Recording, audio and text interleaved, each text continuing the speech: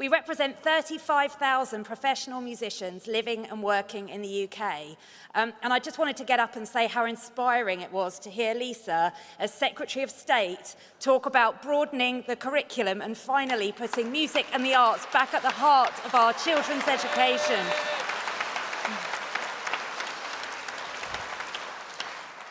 Last year, we were here with the hope that we would have a Secretary of State and a ministerial team that really cared about music, and it's fantastic that we no longer have a shadow team.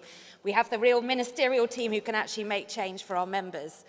And the other thing I wanted to talk about is just how hard it's been for our members over the last 14, 15 years under the Conservative government. Just to give you an example, there's a young musician, young meaning younger than me, which is obviously extremely young, and she was employed coming out of music college as a full-time employed musician in English National Opera. And as a result of Arts Council cuts, English National Opera have had their work cut down by half in London. So she said to me when we were in consultation with the employer that she felt like one of the lucky ones. As a professional musician, actually in an employed job all year round, you know, she came out of college and thought, this is it, I'm being rewarded for my talent and I'm in a secure, stable job.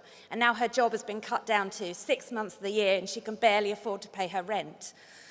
It's been really tough, and she's not the only one. We're seeing 15% pay cut at Welsh National Opera as well, and it's these big companies that are expensive that are unfortunately feeling the pinch the hardest, and we're seeing the jobs going first, and it's just not good enough. You know, it was fantastic to hear Lisa talk about excellence being important alongside access. Both of those things are crucial, and the other thing to go when funding cuts are made is touring, which means that there isn't art everywhere, and we're seeing a lot of cities that just don't have any access to orchestral players and that musical performance. And the other area of music that's been really struggling is grassroots music. So you might have heard of local music venues closing down, and this affects grassroots artists, and it means that young people don't have the opportunity to pursue a career in music, and they should have.